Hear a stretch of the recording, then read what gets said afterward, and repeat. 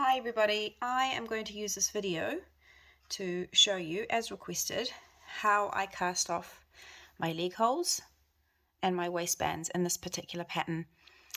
The cast off I use is called the tubular sewn cast off, and I use it to cast off any form of ribbing. So ribbing I use for my leg holes, waistbands, any cuffs on cardigans, the base of cardigans, and I've been searching for a long time to find a cast off that is seamless and beautiful, and I found it. So as you can see here, it literally rolls over the top and has a beautiful tidy finish. So it gathers everything in, but is also very, very stretchy. One of the stretchiest cast offs I use.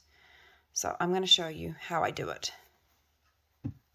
For this cast off, you will need a darning needle, and unlike other forms of cast off, you don't actually use the yarn nearest to the stitches. You need to cut a tail and thread the needle through. So the first trick is to know how much yarn you need, because you obviously need to cut it from the ball of yarn you're using.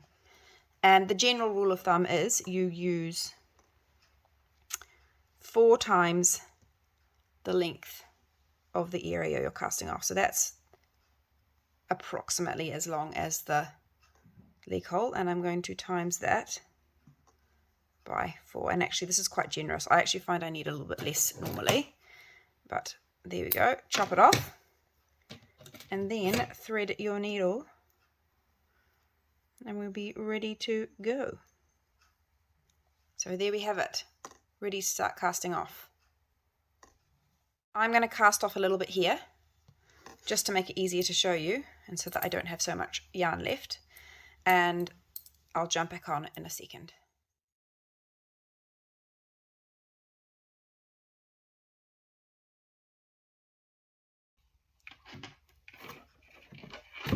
Okay, so imagine this is where you are starting your cast off.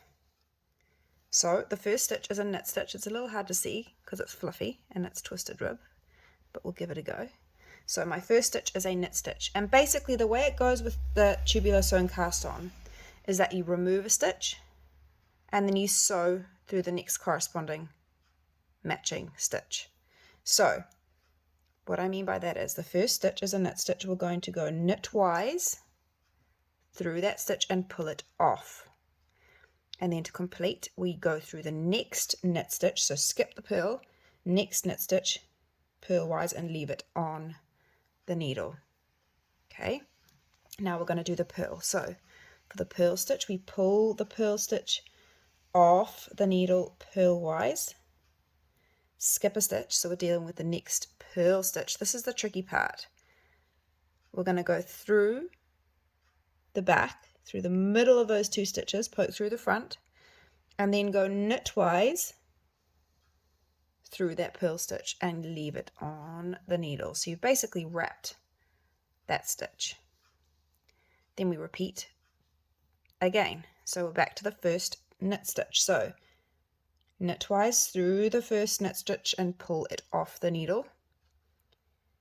Jump that purl stitch, go to the next knit stitch and go purlwise, leaving it on the needle. Next purl stitch, we're going to go through the purl stitch purlwise, pull it off the needle, and then this is the tricky one.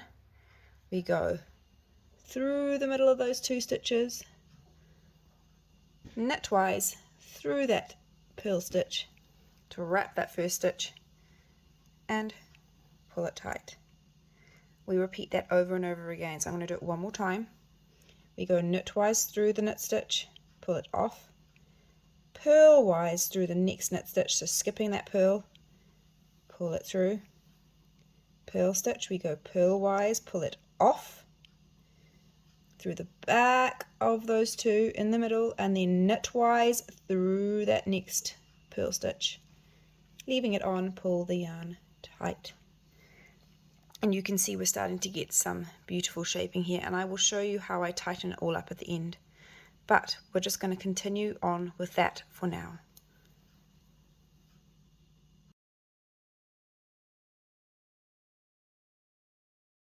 Okay, when you reach the last 2 stitches, there are 2 options here.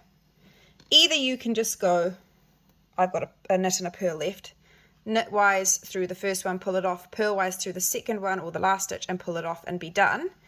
Or to make it extra secure and tidy, what I do, I'm using magic loop so I just have to pull it through again, is I go to the other end of my loop and I just pick up here the last 2 or the first 2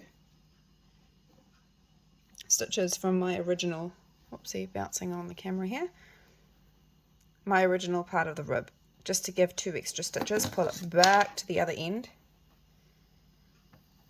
and I complete it again with these last 2 extra stitches. So I'm at the knit part, knitwise, purl, leave it on, purlwise, loop-de-loop, oops, I might do this in 2 parts, and then whoop, pull the needle out and tighten up, and then you can just sew the ends in.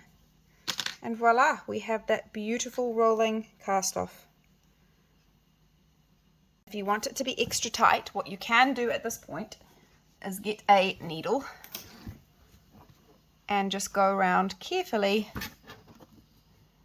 and pull, whoopsie, where are we? Pull all those cast off stitches nice and tight. I do this every time because it just looks nicer. Doesn't affect the stretchiness at all, it just makes the edge look beautiful. And you go all the way around to the end.